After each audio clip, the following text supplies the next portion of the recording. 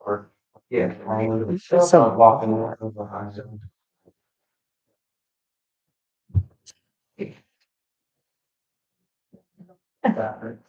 I'm just. Not gonna do a few things that are like, so I'm watching it, will laying on the one. Yeah. Alright. I'm going on there for she's not bad, it's terrible, it's me. Yeah. I just, it's not bad. There it is. But until then, I was like, something's really bad. Like a stoplight, I mean, it's really straight. You can just see sidewalks, now it's not over on an own building, so that straight to Briley. They told me to hop on 24, and I was like, Why would I just wait and get on board it? I just said, no, I'm not. Stay on. Listening. I'm going straight to Briley, and then, and not, you know, that traffic on the corner. It's wrong. I forgot that. Says it's fast. But it's like, I look at the map, it's like, well, it's red and here all the way around. Mine, like, Briley was clear. Yeah. I think this way. I'm gonna set up this one. Yeah.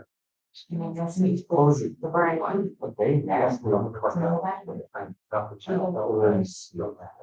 They're back up to the problem there, so I exited off of board on the coordination. I took a side road along 40 minutes all the way up to Hungary. And then, like, I could not have a seat for the trains. So, it's like, oh, you know, I'm not saying all there. I was, everybody hating. I'm like, speaking of it, it's like, take a side road.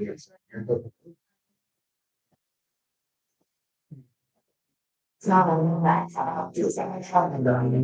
What's the first thing? So,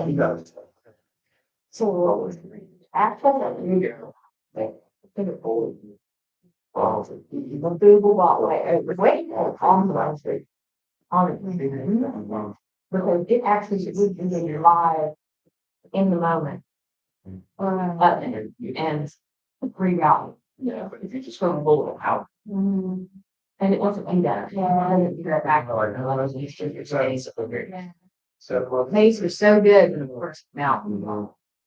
Yeah, it really Yeah, know. that one of them wanted or every day the harmony actually. Which is that. That's the key one. That's the cause of the bad. I hope you guys got in mind that this one. To the hospital, probably. I did. I think about where you're on the minutes. They come to me. It makes no sense when you get there, there's no accident, like everybody just, right, you know. Great. Right. Well, because I lived in a church when they were doing the reconstruction. Oh, yeah. Other shifts. It's all one way. Yeah. Going through, basically a lot of amounts. And it was like, oh, good God. Yeah, that's right. But I was thinking work, so I was sitting there for it. So I was sitting there. I usually say, waiting for trash, like 5:30 in the morning, getting on there. But it's late at night too, and it was just, it's up. Late. That's great. I'm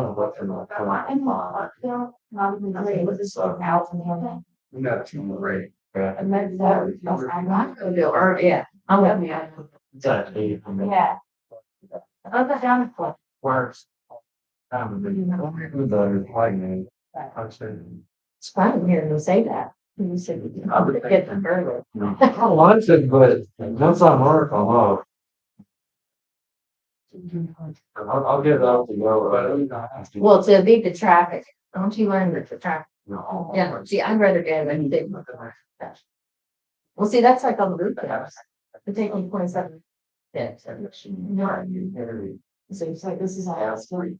Favorite. It's own thing. So no. I'm not gonna go see that major, let's say it's almost a long part. We're like Friday nights, but you know what I mean, where, but also, so, you know, like 5 years, it's over. We want to study. Exactly. For these things, over, but I mean, the week was not, so, it's like, Saturday and Sunday at work. Well, you gotta have Like, an extra. 20 minutes off my clock. It's crazy. And it's just kind of part of the time. Yes. Get out of the car, fly, and you know what I'm. One of the hospital outlets. Yeah, so now, well, it was just on Fridays. Yeah. Or 3:30, the super spot Right. in the afternoon. It's a big one. Yeah. It's just right there, since the door, boom, and. I did not want to be working on these, and then, oh my God. Oh, yeah. Better than me. I really think, I wonder if I should just ask what I do. Tuesday, Thursday. Yeah, like, dude, because that would give me a break. Clothes are really, it's like, no, I was like, "Hey." No, here's my, yeah, because if I have a terrible weekend. I'm having to stop. Tell Chloe. Right, so tough. Yes. Kind of size. Yeah. Sure. Yeah. Make products. And they were just fine, like just relax. Okay. So that was. Well, Right. it's the whole tip for tat. I'd rather do it, because then I could grab something and then it's. I know, should I go do the who's turn? Yourself, but in acting. But then there was the, and I got a short. Say I got some bad. I had a renal Doppler on a vent who was Yeah. this wide, and I'm going, I had to get in the bed. What? Select specialty mix. There was a hospital in a hospital. Measurement. Extended stay. So anybody I've been in. This is what cut off. I don't know what's the number hours. It's like 6 weeks or something. Number where you feel that. And it within the hospital, it's a separate hospital within one ward of various hospitals. And Extended care, memory care, so it's place. and it's, Oh. man, that's, well, some people get out. Some people get out. It's not a lot. It's mostly. Free. Hospice. I was waiting, so. And downhill on skates. Yeah. This was, oh my, so that one, she's renal failure. What you have to do? Have to walk out. So the right side, I literally have to get on that thing to reach you. And then I had to move the machine, and the rooms are super narrow. So there's 2 chairs and her son or somebody, and I'm like, hey, sir, you're gonna have to move you and the 2 chairs, because I have to get on this side of the bed. He's like, and I'm like, oh, yeah, I can't reach that side. I mean, I'm in the bed to get the right side. There's no way I'm gonna climb on top of her to get the left. Just gonna have to postpone your Chick-fil-A or look out the room. I'm just like, please move out of the way. He's like, so how's it looking? I'm like, not small. Not small. There's parts now. Bring your house between. It's just a renal Doppler you're trying to get. They're tiny little vessels and they're British. And normally you would have them up with breath. So you can get away from them. She was talking about that and then, you know. Then I had to do like, and then I had grumpy ass doing his leg. He's not, he can't even speak. I was like. But I would do grumpy too. That's what's it. Had one. Yeah. You remove. You have to turn. How about that? Yeah, okay, now. You know what? I said, I hope that goes away real soon, why? Let's practice first. Yeah. All right, you guys ready? So, you know, it's good, but. My own, but not yours. The. That was. They do fine. We are. Right. That's what I'm getting. What is that? Oh, yeah. I get all the good ones. It's not actually everything. Okay, I'm sorry, I'm running a little bit late, but Sam knocked my yogurt cup off of my stand up here, so I had to clean that up. Wow. Oh, my goodness. Yeah, Is that what happened? it's on film, on camera. I'm fucked up. On record. Oh, no. So my plan today was to just do standing all day. Okay, but then it occurred to me that I have this slide that just talks about some chamber quantifications and the measurements. If we may find it a little bit helpful, we might find it totally useless. It's been a year since I've looked at this PowerPoint presentation, so I have no idea what's going to pop up on the next slide. So, but I think it's been helpful before, if I remember right. So this is just some American Society of Echocardiography, the standards for chamber quantification, what the ASC requires, for the measurements and things like that. And again, this is Marie Bell, retired from St. Thomas West. She was the one that did the PowerPoint on all the injuries, ergonomics, and that kind of thing. So we'll see how this goes.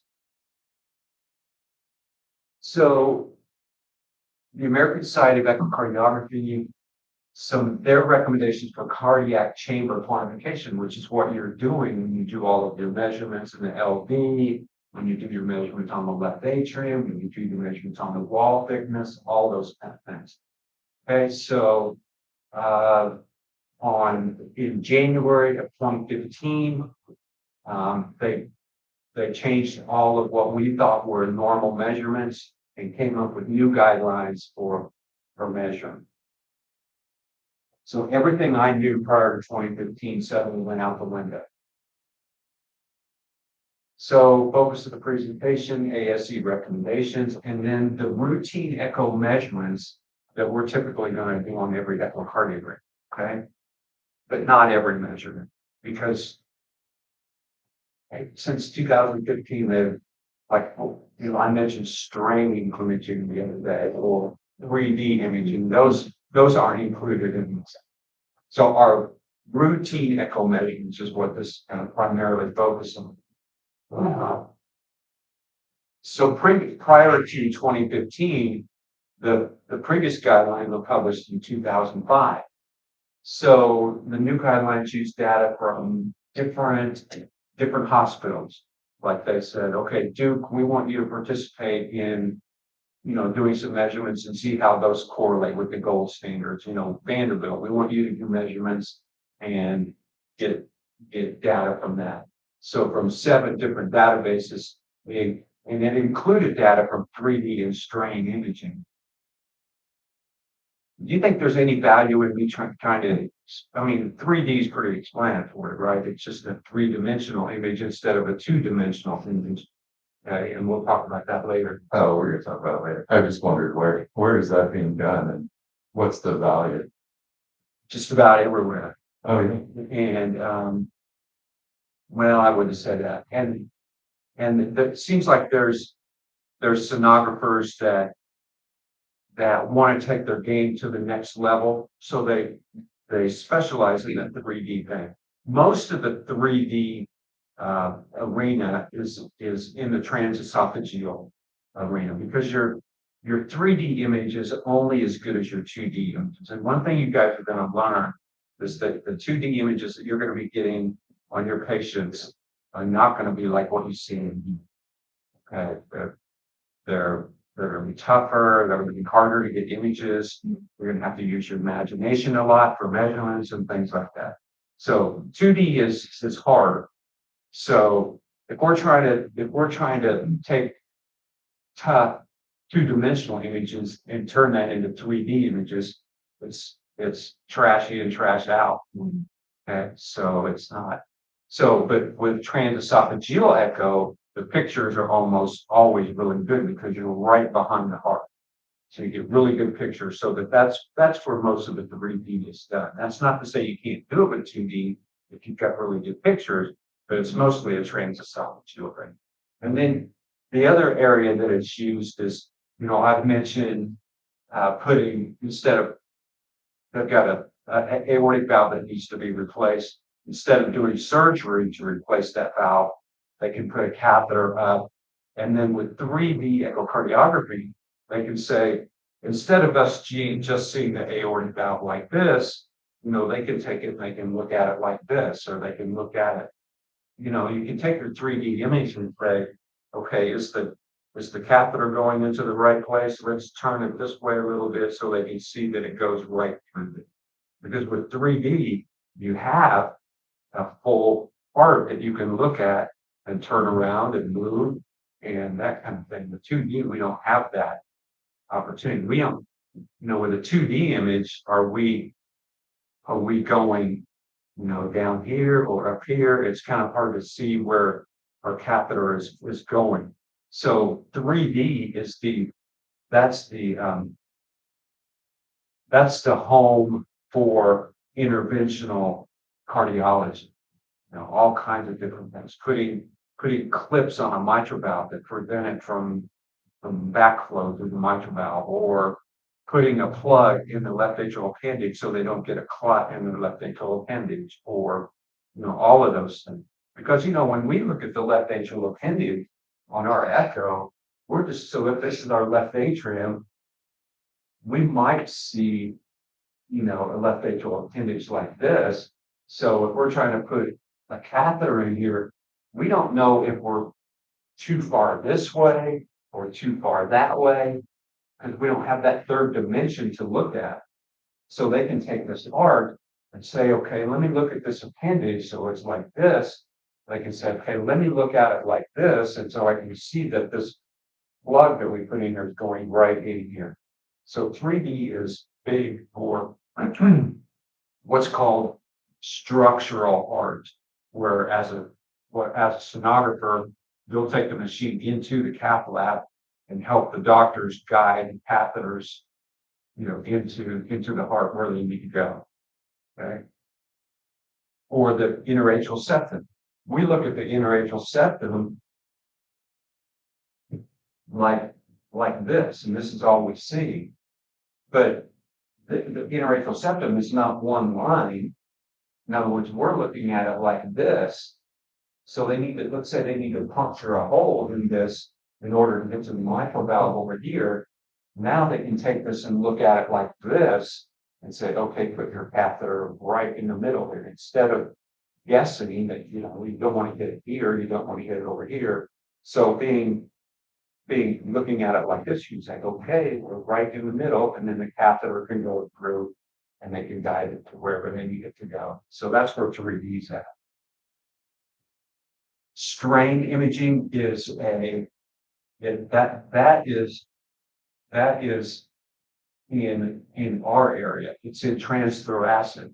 And the thing about strain imaging is that it's it's a technique that we're going to use that evaluates the muscle fibers and how they're working, so we can predict what the ejection fraction is going to do in the future, depending on how much strain is on that muscle. We're totally off topic here, but just when I mention these things, maybe you'll have an understanding. So let's say someone's been diagnosed with cancer and they're going to need chemotherapy. So we do a baseline echocardiogram and we do our strain imaging, or let's say we do our regular Simpson's ejection fraction, and we get 65%. Okay, it's normal. So they start the chemotherapy, and 3 months later, they start getting short of breath, they start getting ankle swelling or whatever. Then we might do the echocardiogram, our 2D echo, and it would still be normal. But strain imaging allows us to predict what that ejection fraction might do. So we would do strain, and we would say, even though your ejection fraction is still 65%, the left ventricle is behaving in a way that makes us think that it's going to go down. And so it actually foresees what the muscle's gonna do in the future. So strain imaging is almost the standard of care for, oncology patients to see, because you don't want to have, a chemotherapy patient, and so forget about strain. So let's say they come in, we do a baseline, their EF's ejection fraction 65%, and then they're having symptoms. And so they come in, they have 65%. And so the cardiologist said, okay, everything's still good, everything's still good. But what if we did a strain ejection fraction that said, even though it's 65%, you're looking at trouble down the line. So then maybe they would think about changing the chemo or changing the treatment. So strain is really big, and we'll talk about that. And I think that I don't know if our machines have them, but I know on the Mindray 9 that we the 9 Yeah, that's been. we had strain there. But Dr. Ripley, who gave us the machine, took it back. So Oh, okay. I thought he was using it first and then moved it to portable mobile service. Dr. Ripley has his machine in his office. For a while, he was using our office. So we had his M9 in here. And then for the last 9 months, he would see patients, say, on Tuesday and Thursday. Well, he would use this room to do that. So he would bring patients in. Oh, so you have another in mind. Oh. The one that I'm using the one that. No? Gene has a GE, Grace, Grayson has that. Oh, the GE. the GE. And the M9 we had, that was Dr. Rip. But he said, okay, you guys can have this machine, as long as I can come in and do patients once in a while. He's semi-retired. And Like so, you. huh? Like you. Yeah. And then he'd bring 5 people in, and then we told him that when we started this class, that we can't have, patients coming in and sitting out here while we're trying to teach, or you guys are trying to scan. And he used that office for his office, and so that's not going to work. So he said, well, I'm going to find my own place, and I'm going to take my machine back. I'm picking them up all when I'm going home. So that's how that worked. Oh, so the data was based on the assessment of heart in action, not on a dissection table. So they used our 2D echo, they used 3D echo, they used strain. So the heart in action, instead of what's a normal heart based on, autopsies and things like that.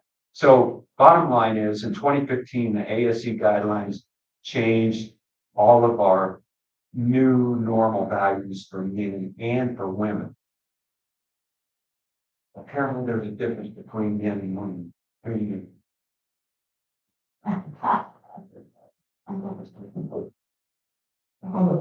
Oh, yeah. Okay. So, and systole, it's the frame immediately before the mitral valve opens, when the LV is systole, when the LV is fully empty. So it's going to be when the left ventricle is the smallest and has not yet begun to fill. Let's go to in diastole first, because that's what we measure in diastole first. So in diastole is when the frame, after the mitral valve closes. So the mitral valve is closed, the left ventricle is at its biggest, but yet the aortic valve has not opened for the left ventricle to empty. Okay, so just like what we've been doing over here in diastole, the mitral valve is closed, the aortic valve is closed, and the left ventricle is at its biggest. That's in diastole. So we're looking at mitral valve, aortic valve, and the size of the left ventricle. In systole, the mitral valve is just about ready to open because the left ventricle is now squeezed, so it's at its smallest. And the next thing that's going to happen is the mitral valve is going to dump blood into that. So it's just before the mitral valve opens, when the LV is at its smallest and it's not yet begun to fill, and it's the end of the T wave. So when we start doing EKGs, all we have to do, so we look at our picture, we freeze it, we just scroll back to the R wave. Now here it's saying at the end of the R wave, but the end of diastole is going to be here because now it's going to get electrically stimulated, and then this is where it actually starts. But if you put your thing right here, nobody is ever going to argue with you that this is end diastole. Okay, so you got this little line, you scroll back, you stop right there. Okay, that's end diastole.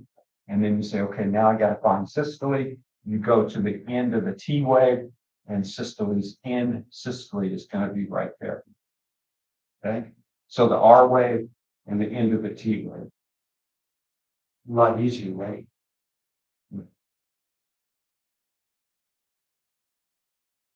Okay, so the aorta and the left ventricular outflow tract. So we're going to measure the aortic root and the aorta, and it says to measure end diastole, which in our protocol, we're measuring. You guys have your protocol in front of you.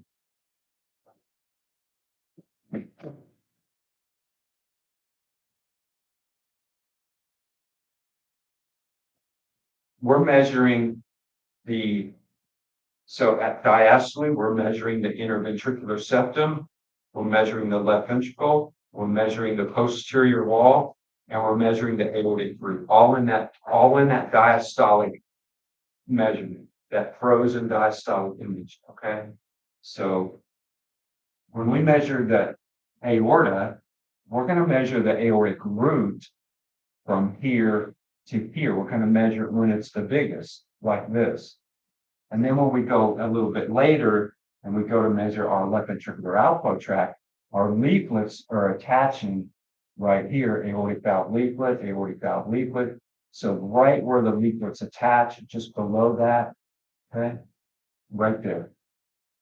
And it says here that when we measure the aorta, we're measuring it in diastole, which is what we're doing when we measure the aortic root. The LVOT annulus, we're going to measure at mid-systole or when the leaflets are open, and inner edge to inner edge, so right here. So use the hinge point at the base of the right coronary cusp, which is up here. This is the right, this is the non. So use this hinge point right here, this little cove where you can dive in right there, and then just bring it straight down, and hopefully you can even see this leaflet down here. Sometimes you can't. So you just go from here to here to measure the LVOT.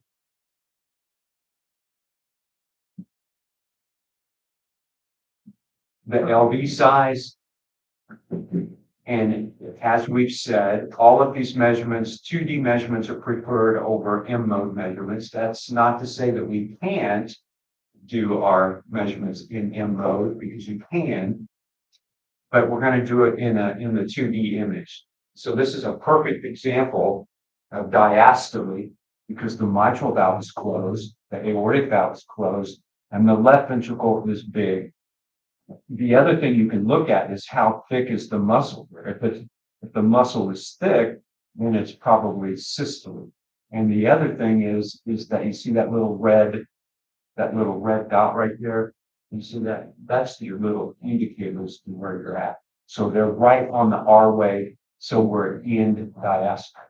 If we measured M mode here, we would be measuring from here to here and from here to here. So they're going to be, these numbers are going to be overvalued. So we're going to measure our left ventricle. Let's just go through this step by step. Our interventricular septum from here to here. You see this little thing up here?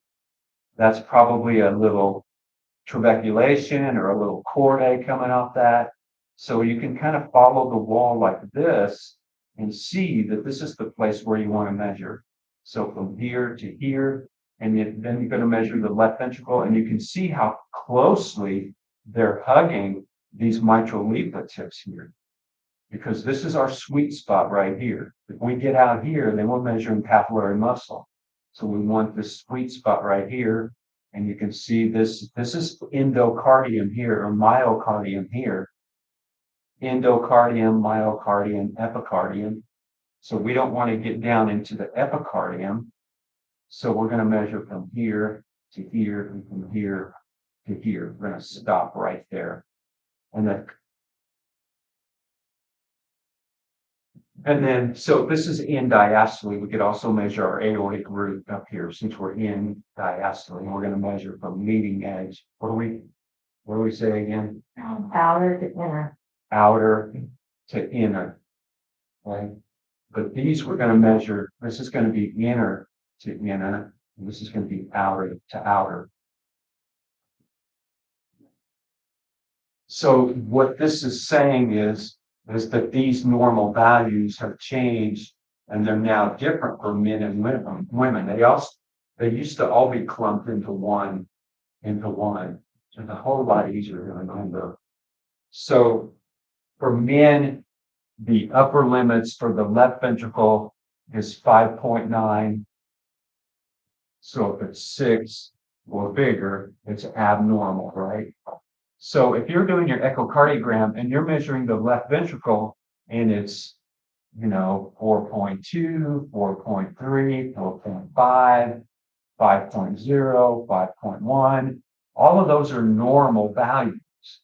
We only get a red flag when we get over 5.9 for men and 5.3 for women.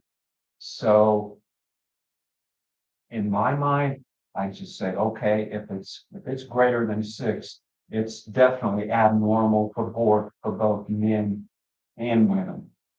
And then you can, from now that you know it's abnormal, you can say, well, how abnormal is it? Is that clear to everybody? If it's less than 5.9, it's all normal. So we don't need to parse out. Is it okay normal? Is it normal? Is it super normal? There's no distinction between those. What if it's a man and it's like 3.7? Then they probably have a thickened wall here. So they've got left ventricular hypertrophy, or the walls are too thick, even in diastole. So if it's thick here and it's thick here, that's going to decrease the left ventricular chamber size. So there's probably some other pathology going on there that's causing it to be. So you got a couple of problems going on with that in that case. Under is the problem as well. Under, yeah. Like if I measured the LV in diastole at 2, I would think that seems pretty small. Right? And maybe it's just because it's a very, very small person. Even though it says that the lower limits of normal are 4.2 and 3.9, if it gets under that, then you just have to wonder why is it that way? And then you can say, oh, it's because the septum is thick. And you would measure this at, say, 1.7 or something like that, and 1.7. So that's just fine. It's just going to make it smaller. So I would more focus on what's abnormal on the big view. Okay, so that you see it's greater than 6. So now you can go to your chart and you can say, okay, it's between 6 and 6.3. If it's female, 5.4 to 5.7. And so this is mild, this is moderate. If it's greater than 6.9 or 7, if it's greater than 7, then it's severely dilated. Yeah. And we're going to get into all of these values when we do. You guys have a panic attack every time I pull out this sheet. All these normal values. Mm-hmm. Yeah. And E2. We have one in the right. And the good news is you only have to know the ones that are highlighted in yellow. The ones that are not highlighted in yellow, you don't have to know, so that might be, 10% of what's on there, more like 5%. You are that full. Yeah, exactly. No, I don't have to memorize all of them. But some of them are pretty easy, like the IVC, if it's less than 2.1, it's normal. And then the 50% collapse, you guys could write that down on paper right now. Maybe way too much track. So anyway, we're measuring the LV, it's greater than 6. Red flag, where does it fall into this category? Now, if you want to, be a super student, then remember that if it's greater than 5.9 in men and 5.3 in women, then it's dilated.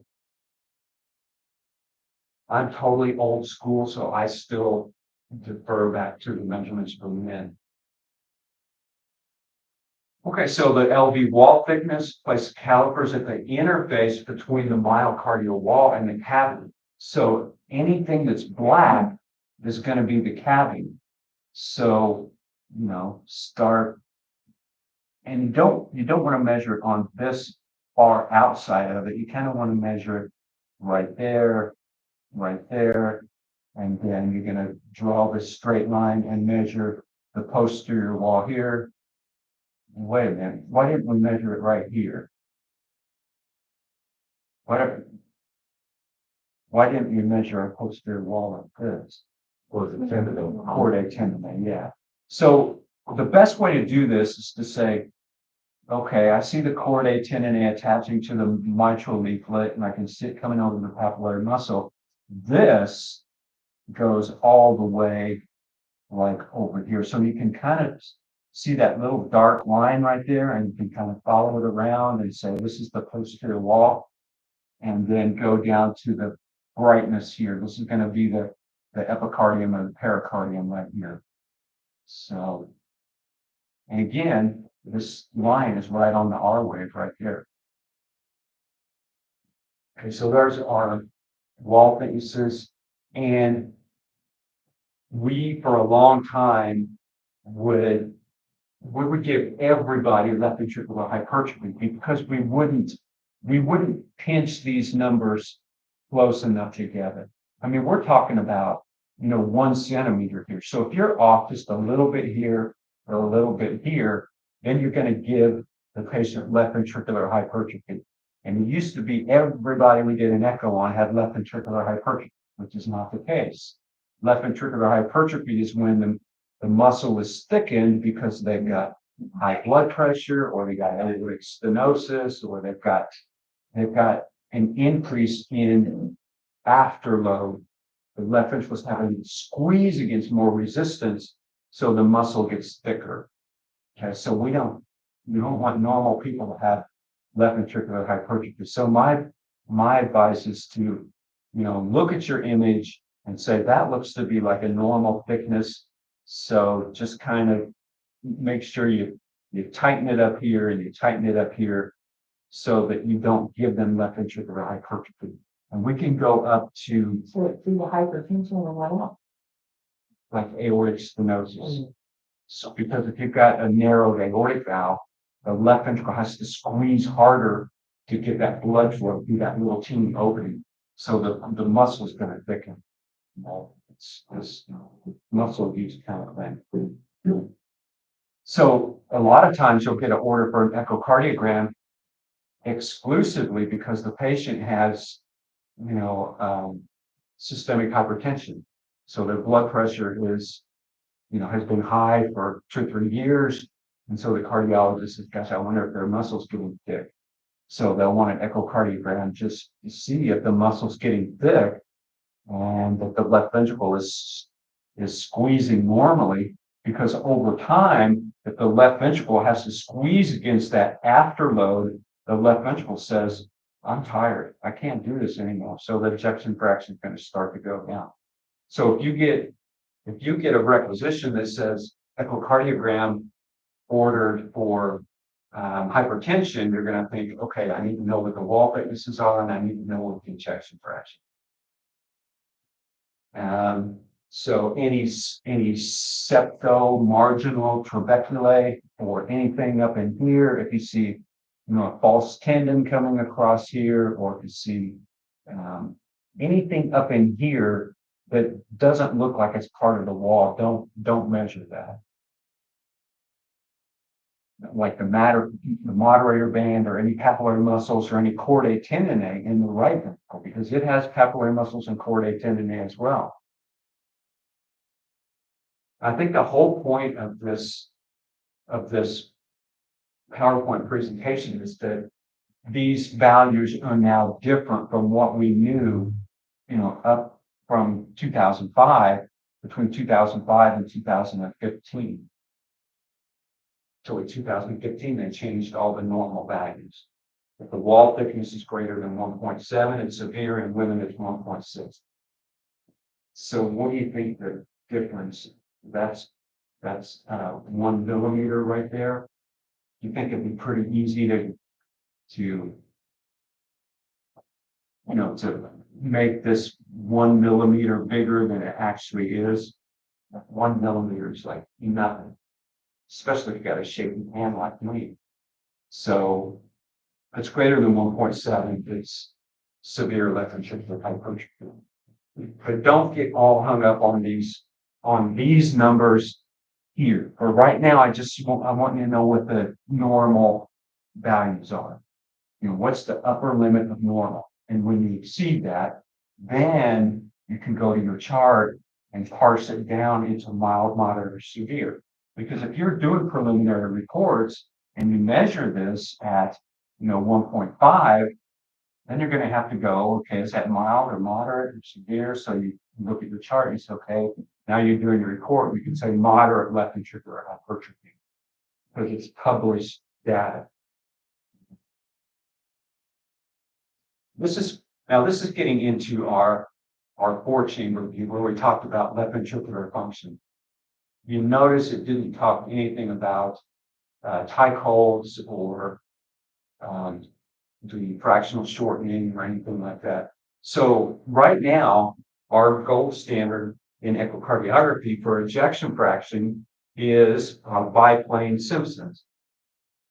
Biplane Simpsons, also known as the biplane method of discs. You can see all these discs in here. So you trace around this left ventricle in diastole, and then so you come around and you go right here, and then it automatically draws this line over here, and then it makes this line. It goes to the farthest distance, which is going to be the apex, and then it takes all these little discs and calculates what that area is, converts it to a volume. So now you have the volume of the left ventricle, and this volume is the end-diastolic volume. That is 107. I think it says 107 there. So this is 107 milliliters inside the left ventricle. And then you scroll the systole. So this is in the 4-chamber, and then you trace around this. You start right here, trace around it, and you come here, and then it draws the line over here. So now you know what the volume is in systole, and the formula for stroke volume or ejection fraction is E. So D minus S divided by D. So this is going to be volume. This is going to be volume, and this is going to be volume. Okay, so the diastolic minus the systolic divided by the diastolic gives us the ejection fraction by the Simpsons method. And so that's what we're going to do this next week when we start doing 4-chamber. So it says either a 2D or 3D measurement. If we do a 3D measurement, we're still tracing around this, but the 3D assumes that this is perfectly the same all the way around, which the left ventricle should be. Okay, so we're going to do it in the 4-chamber and the 2-chamber, because as I've said many times, this is the lateral wall. Technically, it's the anterolateral wall. This is the interoceptal wall. Anterolateral, interoceptal. So we're looking at it like this on the 4-chamber view. And then in a 2-chamber, we're looking at it like this. So now we're looking at the anterior and the inferior wall. So we look at the anterior wall here, anterior wall here. You trace around it in diastole. We get a volume in diastole. And we trace around it in systole. We get a volume in systole. And then the machine calculates the ejection fraction in the 4-chamber, and it calculates the ejection fraction in the 2-chamber, and then it takes those two values and reconciles the difference. So let's say you get, 75% here, and here you get 65% here. So you're going to have an ejection fraction of 70%. It takes both numbers into consideration and calculates what it is, what the ejection fraction is by plane. Because if you, let's say these walls are squeezing normally all the way through, and you get an ejection fraction of 65%, and then you go to your 2-chamber and this wall is not squeezing at all, then is this ejection fraction going to be 65%? No, it's going to be much less.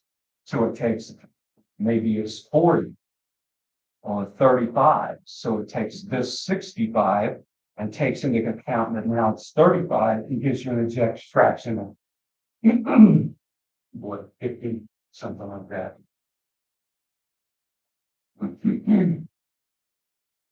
And we want to see the endocardium here. We want to see this endocardium.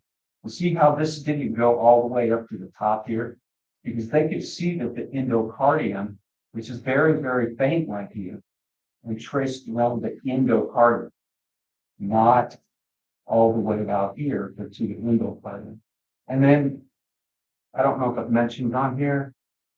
Okay, it does. If this length is not 7 centimeters, and it's also going to tell you that up here on most machines, it's going to tell you what the length is.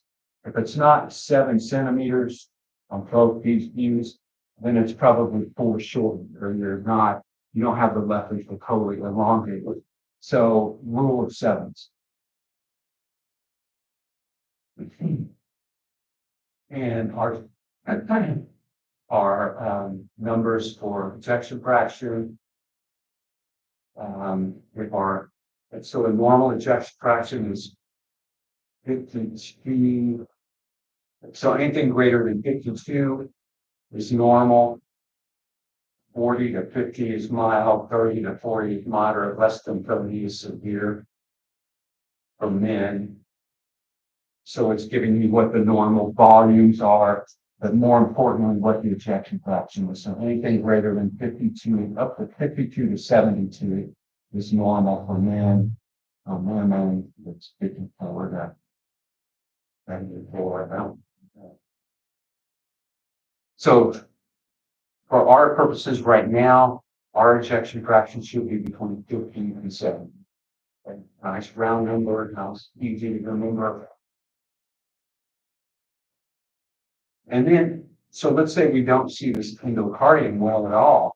We've got all we can barely get a hint that there's a left ventricle there. So can we trace around the endocardium? Not only do we not see the endocardium, we're lucky if we're even seeing a left ventricle.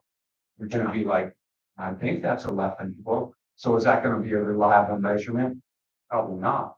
So we can give our Definity. And again, Definity is the brand name that most people are using. It could be Optison, Lumison. So we're going to be correct, politically correct.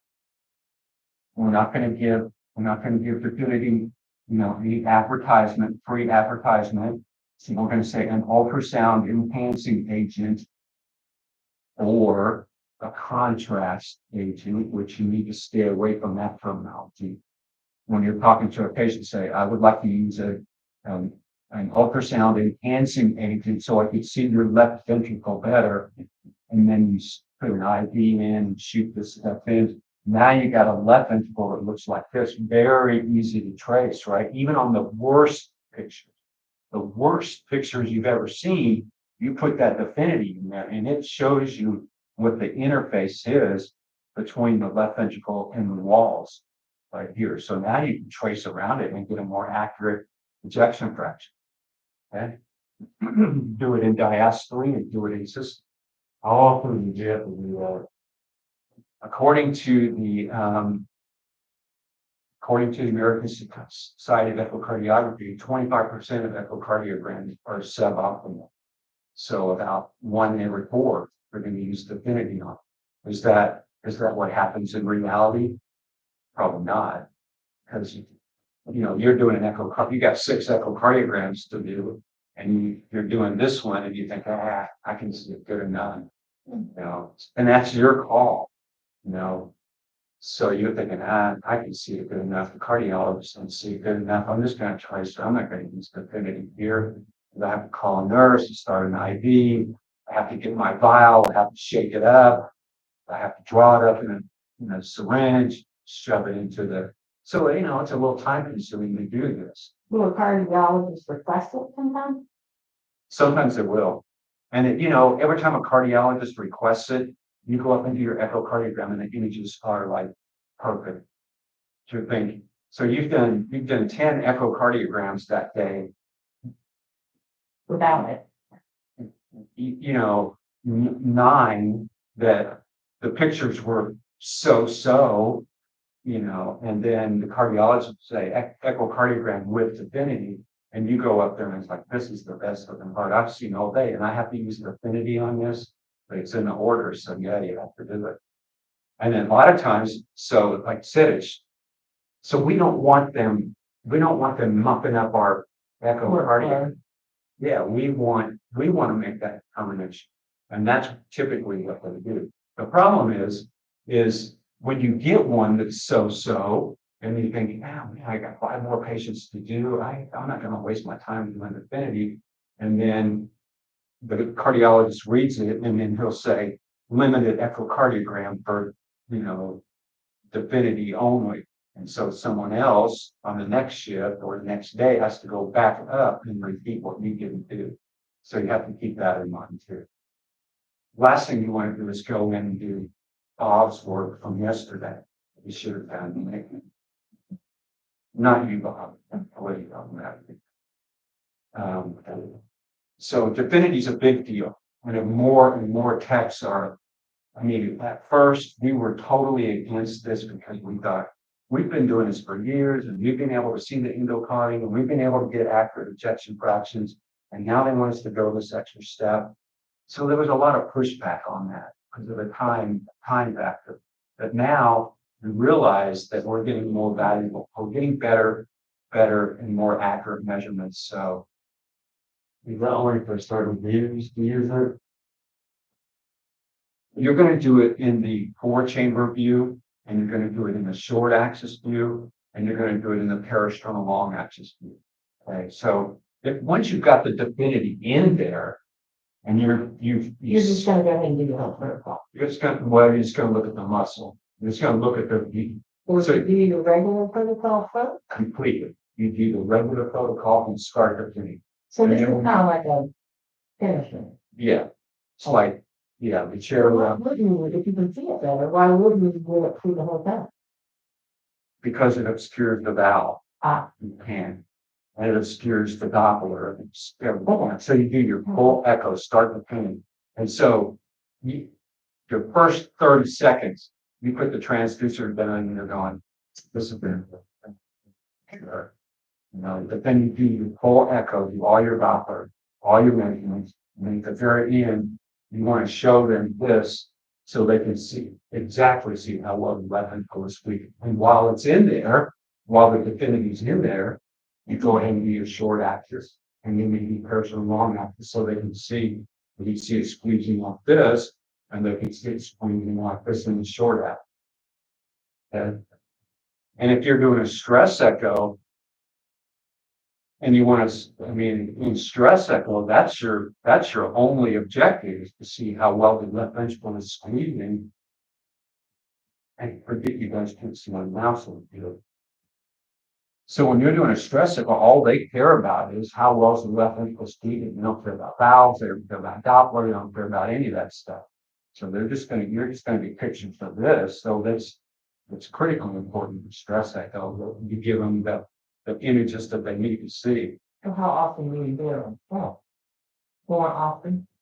You know, I worked with a tech that used Affinity on just about every echocardiogram. And then I worked with techs that hardly ever used Affinity on echocardiogram. And I was probably somewhere in the middle there. There were times when maybe I used Affinity where I didn't need to. There were times where I needed to use Affinity where I didn't because it worked well, and I took all of that into consideration. And then really, the only focus should be on this patient in this moment, right? I can't be thinking about, okay, I got to get through this patient because I have to get this one, that fair to this patient. No.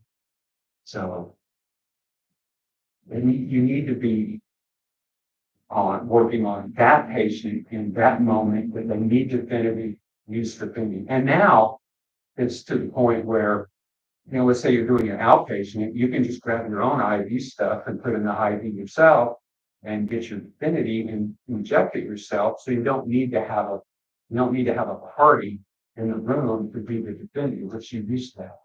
Used to have just about every hospital you work at. Yeah.